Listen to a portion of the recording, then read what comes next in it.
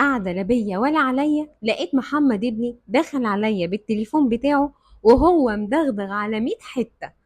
طبعا استغربت جدا، ما بقيتش عارفة اعمل ايه ولا اتصرف ازاي ولا هيتصلح فين. وبقيت عمالة اسأل مين المراكز اللي ممكن تكون كويسة في صيانة المحمول.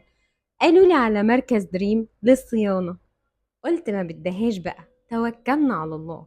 ودخلت المركز من جوه وكان استقبالهم لطيف جدا، واستوعبوني في المشكلة بتاعتي. واللي اكتشفته ان في مراحل كتير بيعدي عليها تصليح الموبايل.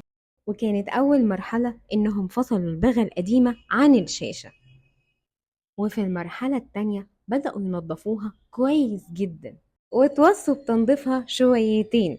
وقعدوا ينظفوها من فوق ومن تحت ومن يمين ومن شمال.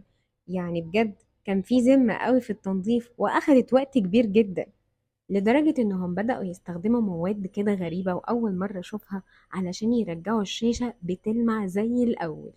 وده كله علشان يحضروها إنهم يحطوا عليها البغل الجديدة اللي هتتركب على الموبايل.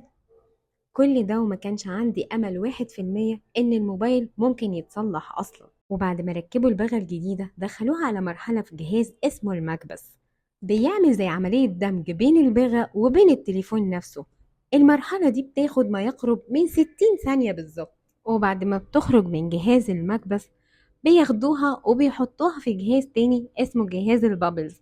بتاخد كده حوالي 3 دقايق علشان ترجع كأنها جديدة ولا كأن حصل فيها أي حاجة. شايفين جمال الشاشة؟ كأنه جديد. وكمان ممكن يصلحوا الشاشة لو الباغة بس اللي مكسورة بتكلفة أقل. بجد شكرا مركز دريم على اللي عملتوه معانا.